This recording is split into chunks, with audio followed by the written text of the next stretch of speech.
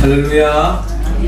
예, 우리의 삶 속에 찾아오셔서 영적 전쟁에서 늘 승리로 이끌어 주시는 우리 주님을 향하여 할렐루야 찬양대에서 귀한 찬양을 올렸습니다. 우리 주님께서 영광 중에 받아주신 줄로 믿습니다. 찬양의 가사처럼 늘 주님을 의지하여 주님으로 인하여 영적 전쟁에서 매일매일 승리하여 하나님께 영광 돌리고 이 땅에서 하늘나라를 누리며 살아가는 우리 모두가 되기를 주의 이름으로 축원합니다. 이 시간 우리 옆 사람 한번 복음을 나눕시다. 주 안에서 승리합시다. 주 안에서 승리합시다.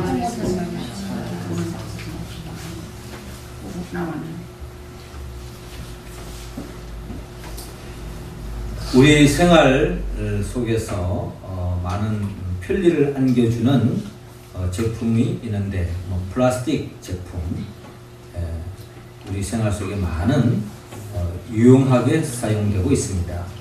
이 플라스틱과 같은 재료로 만들어지는 또 스티로폴이 있는데요.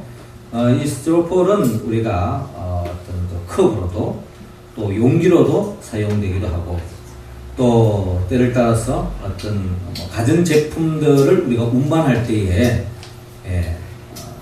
안전하게 파손되지 않기 위해서 보호하기 위해서 또 스티로폴을 또 많이 사용하고 있습니다.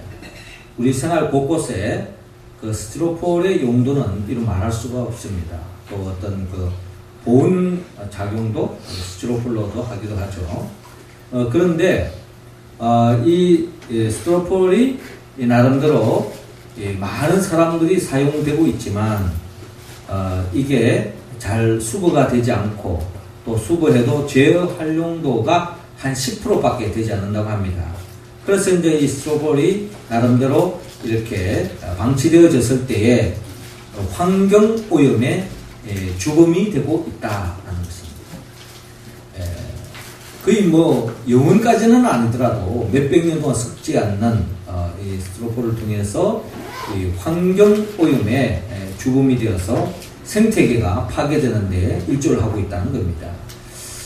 그런데 이런 상황 속에서 아주 희소식이 있는데 자연과학 잡지에 보니까 최근에 이 스티로폴을 먹는 애벌레가 발견되어졌다는 겁니다. 물론 이 애벌레가 갑작스럽게 어떤 만들어진 것이 아니고 예전부터 있었는데 이 밀월이라고 하는 이 애벌레가 보통 우리가 조류를 이렇게 키우는, 우리가 애완용으로 또 조류를 키우는 사람 있잖아요. 새를 키우는 사람 있죠. 앵무새라든지 이런 먹이용으로서 이 밀웜을 준다고 합니다. 근데 이제 이 밀웜이 조류의 양식만 될 뿐 아니라 이들의 양식이 스티로폴을 그대로 먹는다 그래요. 이 먹으면 어떻게 되느냐? 그대로 이제 스티로폴을 나름대로 이제 해소도 하고 또 여기에 대해서 분비물이 나오는데 그 분비물이 또 일반 우리 토양에다가 이제 뿌려도 나름대로 거름으로 사용될 수 있을 정도로 아무 부작용이 없다고 합니다. 그래서 이제 오랫동안 환경주범으로 이 스티로폴을 어떻게 처리할 것인가에 대해서 오랫동안 고민 끝에 이 밀웜이라고 하는 이 애벌레로 인하여서 나름대로 이 공해를 나름대로 이제 최소화하는 데에 큰 도움이 되겠다 하는 것을 발견되면서 많은 사람들, 특별히 환경에 대해서 염려하는 사람들에 대해서 큰 기쁨을 안겨 주었습니다. 이처럼 이 밀웜이라고 하는 이 애벌레를 통하여서 환경이 보존되어지는 것은 결국 자연 생태계만 보존되어지는 것이 아닙니다. 우리 사람은 이 자연과 밀접하죠. 자연을 떠나서 살아갈 수 없습니다. 그렇기 때문에 자연만 보호하는 것이 아니라 우리 사람들에게도 보호가 되어지고 결국 생태계가 보존되어지니 이는 결국 하나님에게도 큰 기쁨이 될 수밖에 없는 것입니다. 이 밀웜을 통해서 하나님께 기쁨이 되고 결국 많은 피조물들에게도 좋은 영향력을 끼치고 특별히 사람들에게도 좋은 영향력을 끼치는 기쁨의 존재로서 우리는 미움을 생각할 수 있습니다. 오늘 성경 본문의 말씀은 이 바디메오라고 하는 사람을 만날 수 있는데, 이 사람은 날 때부터 소경이었습니다. 한 가정에 장애로 태어난다고 하는 것은 참 여러 가지 아픔이 있습니다. 본인만 장애로 인한 힘든 것이 아니라 가족들에게도 또 나름대로의 또 여러 가지 또 같이 도와야만이 하기 때문에 또 이를 바라보는 가족들의 마음도 무거운 것이 사실입니다. 그런데 이제 이 바디메오가 주님을 만남을 통하여서 그 자신의 오랫동안 품은 꿈, 즉 눈을 뜨고자 하는 그 꿈을 이루었습니다. 뿐만 아니라 그 꿈을 이룸으로 인해서 자신의 기쁨으로 머무는 것이 아니라 가족들과 주위의 많은 사람들에게 기쁨을 안겼겠죠. 궁극적으로 또한 이 바디메오는 눈만 뜬 것이 아니라 눈을 떠주게 해주신 주님께 큰 영광을 돌리는, 기쁨을 주는 그런 존재로 바뀌어지는 과정을 오늘 성경은 우리에게 보여주고 있습니다. 이처럼 바디메오가 많은 사람들에게 근심과 걱정을 안겨줬던 존재가 어느덧 주님을 만남으로 인하여서 모든 사람들에게 기쁨을 주고 자기 자신은 말할 것도 없고 하나님 앞에, 즉 주님께 큰 영광 돌리는 삶으로 나아가는 바디메오를 바라보면서 우리도 어떻게 하면 다른 사람들에게 좋은 영향력을 끼치고 나 자신이 행복할 뿐만 아니라 하나님께 영광 돌리는 그런 삶으로 나아갈 수 있을까?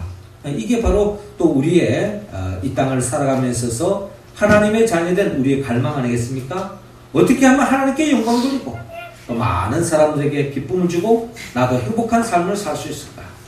오늘 성경 바디메오를 통하여서 우리가 헤아려 보기를 원합니다. 하나님은 오늘 성경 본문 47절을 통하여서 주님을 아는 것이 결국 그 길이다 하는 것을 우리에게 밝히고 있습니다. 47절 말씀 우리 같이 한번 읽어볼까요? 시작. 나사렛 예수시란 말을 듣고 소리질러 이르되 다윗의 자손 예수여 나를 불쌍히 여기소서 하거늘. 아멘. 자, 오늘 본문 46절은 이렇게 시작하고 있어요. 그들이 여리고에 이르렀더니 예수께서 제자들과 흩어진 무리와 함께 여리고에서 나가실 때에 라고 기록되어 있습니다.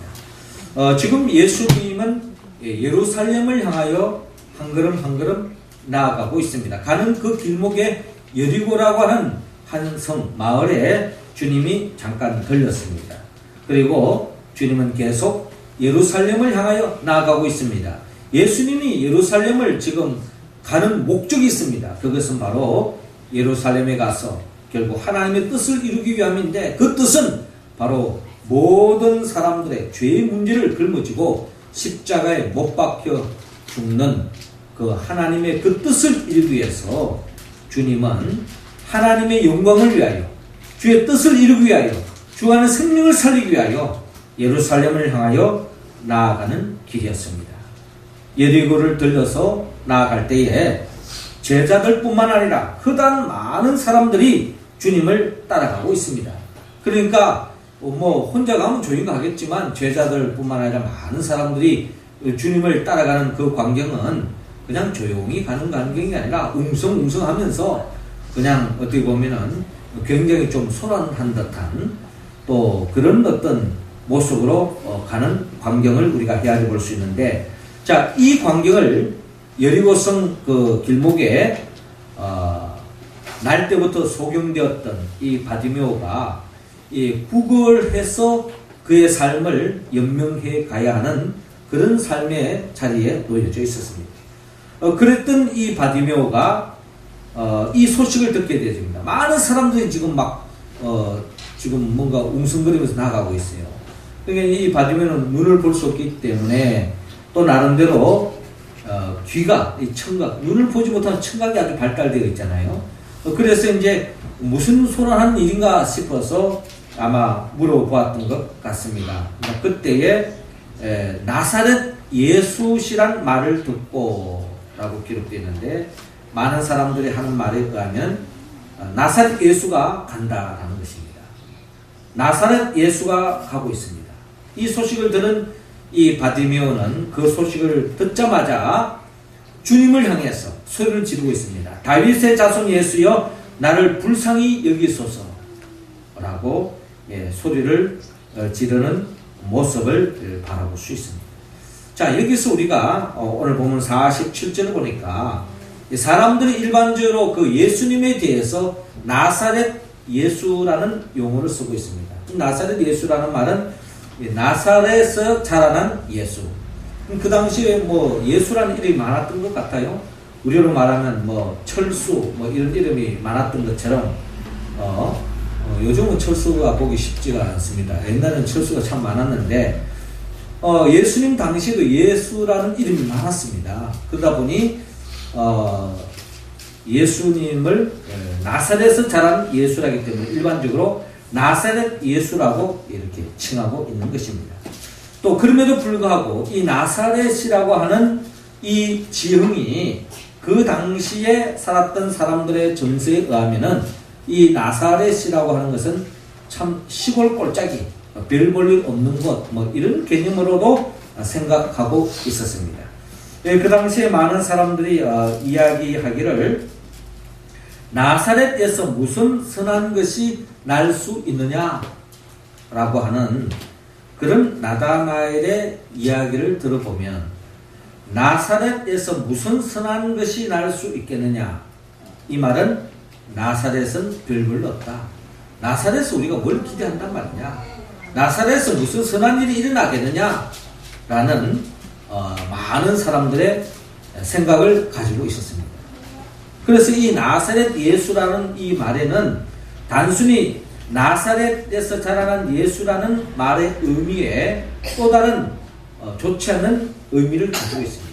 그러니까 한마디로 나사렛 촌놈 뭐 이런 예수에 대해서 약간 비하적인 요소도 담고 있습니다. 그러니까 일반적으로 나사렛 예수다 뭐 이렇게 이야기하고 있는 것입니다. 그런데 중요한 것은 이 나사렛 예수라고 하는 일반적으로 통용되어지는 예수님을 지칭하는 이름이었지만 오늘 이 바디메오는 예수님을 부르는 그 호칭에 있어서 다윗의 자손 예수여 나를 불쌍히 여기소서라고 주님에 대해서 호칭하고 있는 모습을 바라볼 수 있습니다. 그러니까 나사렛 예수라고 부르지 않고 다윗의 자손 예수여, 다윗의 자손 예수여 라고 외치고 있는 것입니다. 이스라엘 역사 속에서 이스라엘 사람들의 기대가 있습니다. 그것은 바로 이 땅에 메시아가 올 것이다, 그리스도가 임할 것이다. 그분이 오면은 우리의 삶의 그 모든 문제를 해결해 줄 뿐만 아니라 그들이 처해 있는 그 어려운 역사적인 그 얽혀있는 문제들을 다 풀어지게 해주고 우리의 속마음을 시원하게 해주고 우리를 더없이 행복한 삶으로 이끌어주는 메시아 그리스도를 그들은 갈망하고 있었는데 그 그리스도가 바로 다윗의 자손으로 온다는 것을 오랫동안 이스라엘 사람들은 믿고 신앙하면서 살아왔던 것입니다. 그래서 이 바디메오는 아마 오래전부터 이 예수라는 소문들이 아마 이스라엘 전체적으로 이미 소문이 파다했을 것입니다. 그런데 이 나사렛 예수에 대해서 이 바디메오는 이분이야말로 우리가 기다리고 있는 다윗의 자손이요 우리의 그리스도요 메시아라고 하는 그런 고백 속에서 주님을 부르고 있더라라는 것입니다. 그렇습니다. 예수님은 단순히 나사렛에서 자란 나사렛 예수가 아닙니다. 나사렛 예수 대신 예수님은 바로 다윗의 자손이요 그리스도라는 것입니다. 메시아라는 것입니다. 우리의 삶의 모든 문제, 아니 인류가 안고 있는 모든 문제, 오늘날 이 생태계가 안고 있는 모든 문제를 유일하게 해결해 줄 수 있는 분이 바로 예수 그리스도라는 것을 우리는 고백해 봅니다. 오늘 이 바디메오가 그런 고백 속에서 예수님을 향하여 다윗의 자손 예수여 나를 불쌍히 여기소서 하고 나아가는 바디메오를 볼 수 있는데 결국 이 예수님이 누구인가를 바로 알물 통해서 바디메오는 이제 오늘 본문을 통해서 눈을 뜨게 되어지는 복을 받는 것을 바라볼 수 있습니다. 그렇습니다. 우리의 신앙은 예수님을 누군가를 아는 것이 참으로 중요합니다. 예수님이 누구인가를 아는 만큼 우리는 예수님을 사랑할 수 있고, 예수님이 누구인가를 아는 만큼 성경에 담겨있는 그 복을 우리가 고스란히 받아 누릴 수 있다는 것입니다. 마태복음 16장에 보면은 예수님께서 베드로를 향하여, 아니 제자들 향하여 사람들이 나를 누구라 하느냐? 그리고 궁극적으로 너희들이 나를 누구라 하느냐? 베드로가 주는 그리스도시요 살아계신 하나님의 아들입니다 라고 고백했을 때에 하나님은 이 베드로에게 내 믿음에 음부의 권세를 이기는 교회를 세워주겠다. 즉 마귀와의 싸움에서 승리할 수 있는, 이 세상에서 하나님의 나라를 맛볼 수 있는 교회를 세워주겠다라고 말씀하셨을 뿐만 아니라 천국 열쇠를 안겨주겠다. 이 열쇠를 가지고 내가 땅에서 매면 하늘에서도 매일 것이요 땅에서 풀면 하늘에서도 풀리라 말씀하시면서 예수 그들을 믿고 그 주님의 이름으로 기도할 때에 응답받는 그 복을 주님께서 안겨주는 것을 바라볼 수 있습니다. 그렇습니다. 예수 그리스도가 누구인지 아는 사람, 그 사람이 바로 성경에 말하는 최고의 복을 받은 사람입니다. 우리는 예수 그리스도가 나를 위하여 십자가에 못 박혀 죽으시고 부활하신 그 예수 그리스도이심을 우리가 믿고, 또 성경을 통하여 주님에 대해서 우리가 알아감을 통하여서 주님을 더 사랑함으로 주님이 예비하신 그 하늘의 복을 충만히 받아 누리며 살아가는 우리 모두가 되기를 주의 이름으로 축원합니다. 이어서 우리가 바디메오처럼 주님께 영광 돌리고 또 자신이 행복하고 다른 사람에게 행복을 안겨주는 그런 복된 삶을 살기 위해서는 오늘 본문 48절을 중심으로 주님께 구하라고 말씀하고 있습니다. 자, 48절 우리 할렐루야 찬양 배우들 읽어주시기 바랍니다. 시작. 하는 사람이 꾸짖어 잠잠하라 하되 그가 더욱 크게 소리질러 이르되 다윗의 자손이여 나를 불쌍히 여기소서 하는지라. 아멘. 자, 오늘 성경 본문 48절에 보니까 이 바디메오가 간절하게 나를 불쌍히 여기소서, 다윗의 자손이여 나를 불쌍히 여기소서 하고 외치고 있는데, 이 소식을 듣는 주위에 많은 주님을 따른 사람들이 하는 말이 많은 사람이 꾸짖어 잠잠하라 라고 말하고 있습니다. 예, 잠잠하라 라고 조용히 해라는 거죠. 하지만 그가 더욱 크게 소리 질러 이르되 다윗의 자손이여 나를 불쌍히 여기소서 하는지라 라고 기록되어 있습니다. 다윗의 자손이여 나를 불쌍히 여기소서 한번 해보고 주위에서 조용하라 그러면 그냥 입 다물고 마는 그런 바디메오가 아니라, 그는 주님 안에 간절한 소망, 꿈을 가지고 있었습니다. 소경된 자에게서 최고의 소망이 뭘까요? 자기 눈을 뜨는 것, 이것만큼 큰 소망이 어디 있겠습니까? 이런 소망은 포기할 수 없는 소망 아니겠습니까? 자, 이런 소망을 품고 있었던 이 바디메오는 더욱더 소리를 질러 다윗의 자손이여 나를 불쌍히 여기소서 하고 고래고래 소리를 지르고 있습니다. 이 소리를 주님이 들었습니다. 49절을 보니까 예수께서 머물러 서서 그를 부르라 하시니 그들이 그 명인을 부르며 이르되 안심하고 일어나라 그가 너를 부르신다 하며, 주님의 은혜로 긍휼하심을 입은 바디메오가 주님께로 나아갑니다.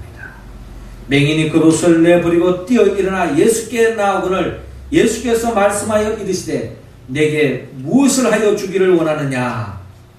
네가 원하는 게 뭐냐? 라고 주님 묻고 있습니다. 이때 맹인이 이르되 선생님이여 보기를 원하나이다. 자신의 그 간절한 소망을 주님께 알고 있습니다. 오랫동안 꿈꿔왔던 소망, 그리고 바디메오는 이미 그에게는 믿음이 있었어요. 주님만이 내 기도를 응답해 줄 수 있다. 주님만이 나를 건강하게 회복시킬 수 있다. 주님만이 내 눈을 뜨게 해줄 수 있다라고 하는 믿음으로 주님께 간청하고 있습니다. 선생님이여 보기를 원하나이다. 그렇습니다. 우리가 간절한 기도 제목을 가지고 기도할 때 주님은 우리의 기도를 기울여 주시고 응답해 주십니다.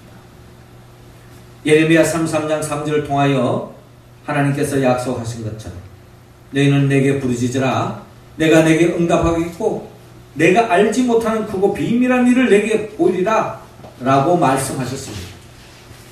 주님 안에서 우리가 품고 있는 그 꿈을 우리가 주님 앞에 아를 때에 주님은 우리의 기도를 귀 기울여 주시고 응답해 주실 줄로 믿습니다. 그 꿈을 이루어가는데 많은 장애물이 생길 수가 있습니다. 그 꿈을 접어야만 하는 게 아닌가 하는 생각이 들 정도로 걸림돌이 생기고 장애물이 생기고 방해꾼이 생길 수도 있습니다. 마치 이게 운명이 아닌가 하고 생각할 정도로 꿈을 접어야 하는 그런 현실에 부딪힐 때도 있을 것입니다. 그러나 주님 안에서 품은 그 꿈을 주님 앞에 간절히 간곡하게 아뢰었을 때에 주님께서는 그 기도를 들어주신다고 성경은 약속하고 있습니다. 우리가 잘 아는 기도의 용사 고아의 아버지 조지 뮬러가 있죠. 이분의 책 보면 5만 번 응답하신 5만 번의 기도를 응답받았다고 하는 그런 책이 있어요.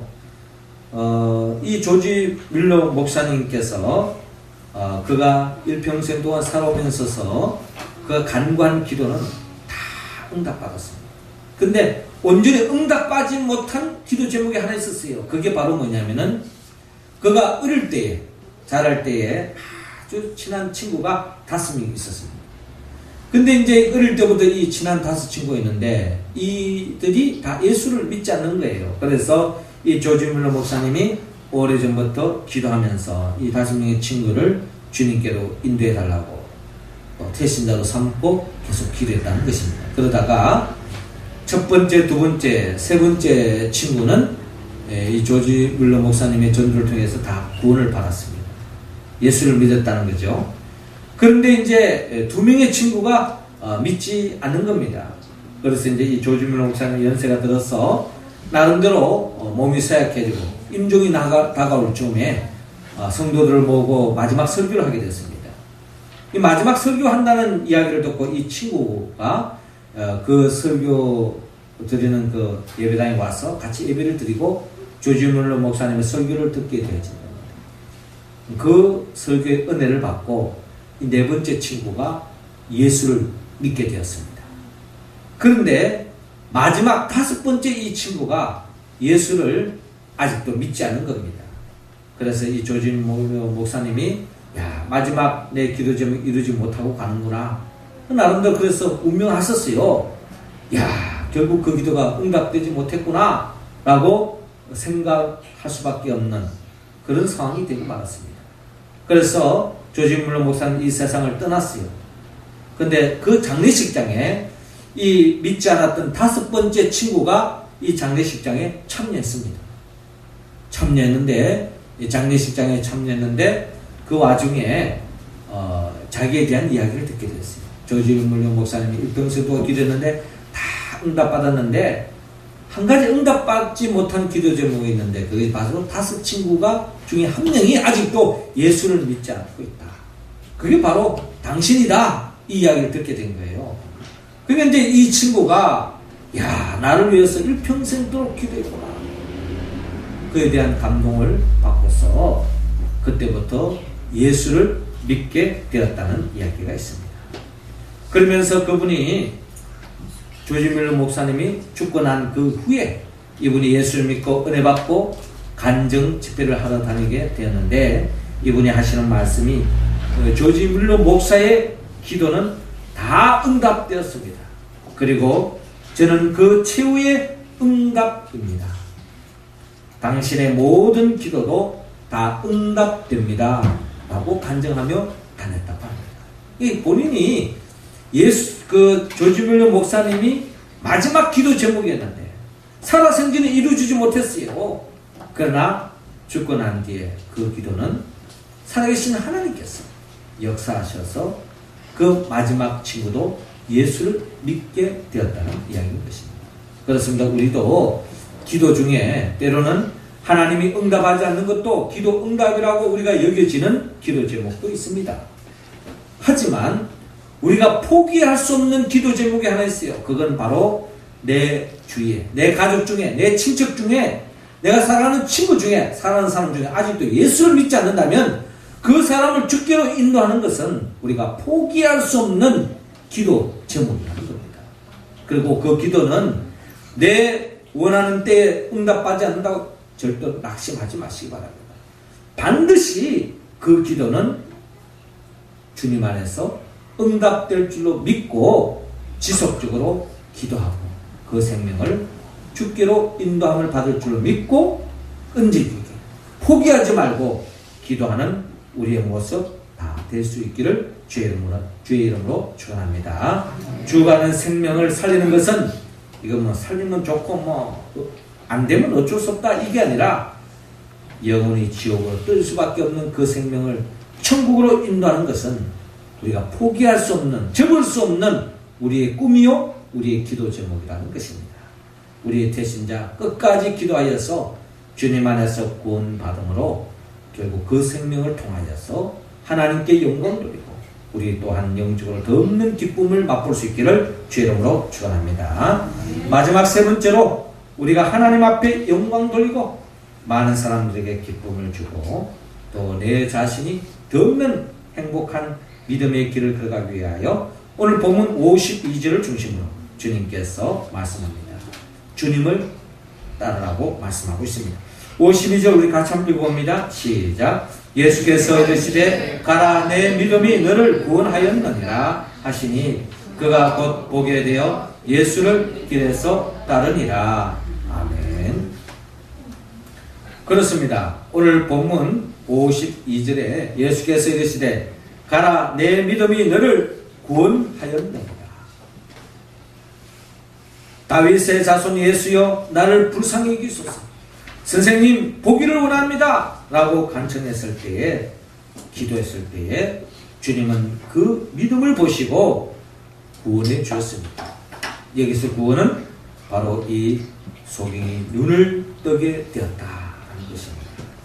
그런데 더 중요한 것은 네가 눈을 뜸으로써 기쁨을 누리는 것으로 끝나지 않고 그가 예수를 길에서 따르니라 라고 오늘 성경은 말씀하고 있습니다. 주님을 따라가는 모습, 이를 통하여 주님은 아마 큰 기쁨을 얻었으리라 생각되었습니다. 특별히 오늘 이 마가복음 10장에 보면은 예수님을 따르려는 듯 하다가 저버리고 가버리는 부자 청년을 우리가 대조적으로 볼 수 있어요. 이 부자 청년은 어떻게 하면 영생을 얻습니까 하고 주님을 따라가는 듯 하다가 네 재산을 가난 사람에게 다 나눠주고 나를 따르라고 말했을 때에 돈의 욕심을 가졌던 이 부자 청년은 결국 주님을 따라가지 않고 끝까지 돈을 쫓아가고 말았던 그런 사람과는 대조적으로 이 날 때부터 소경된 이 사람은 눈을 뜨고서 주님을 따라가는 모습을 바라볼 수 있습니다. 성경에 주님을 따라가는 사람들을 많이 볼 수 있습니다. 주님을 따라간다는 것은 그 길은 그저 현실적으로는 어려운 길입니다. 주님께서 말씀하셨죠. 인자가 온 것은 섬김을 받으려 함이 아니라 도리어 섬기려 하고 자기 목숨을 많은 사람의 대속물로 주려 함이니라 라고 말씀하고 있습니다. 주님이 가시는 길은 희생의 길이요 섬김의 길인 것입니다. 어려운 길이에요. 그 길을 지금 바디메오가 따라가고 있습니다. 뿐만 아니라 우리가 잘 아는 예수님의 제자들도 부활하신 주님을 만나고 난 뒤에 그들이 성령 충만함으로 말미암아 주님이 따라가셨던 그 길을 끝까지 따라감으로 인하여서 그들을 통하여 이 땅에 하나님의 나라가 확장되어지는 것을 바라봅니다. 먼저 그들은 주님을 따름으로 인하여서 주의 명령을 따라감으로 인하여서 땅끝까지 복음을 전가하는 가운데 하나님 나라를 맛보게 되었고 또한 주님을 따라가는 가운데 그들을 통하여 이 땅에 하나님 확장되어졌고 이 명륜동에 저와 여러분들이 예수 믿고 구원받고 영생 복락을 얻게 된 것도 그때에 주님을 따라가는 그 사람들을 통하여 우리가 복받게 되어졌다는 겁니다.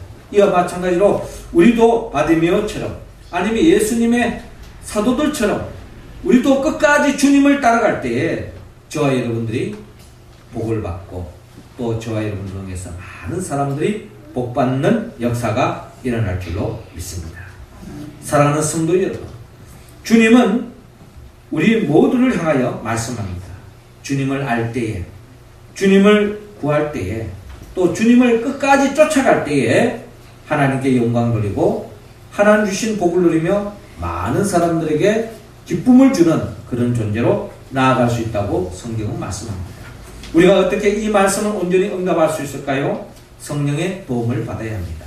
나를 위하여 십자가에 못 박혀 죽으시고 부활하신 그 예수 그리스도의 영 보혜사 성령의 도움을 받을 때에 우리는 주님이 누구인가를 진정할 수 있고 또 주님께 기도할 수 있고 또 성령이 충만할 때에 우리는 도중 하차하지 않고 끝까지 주의 명령을 따라 땅끝까지 주의 복음 들고 주님을 쫓아가고 주님을 따라갈 수 있다는 것입니다.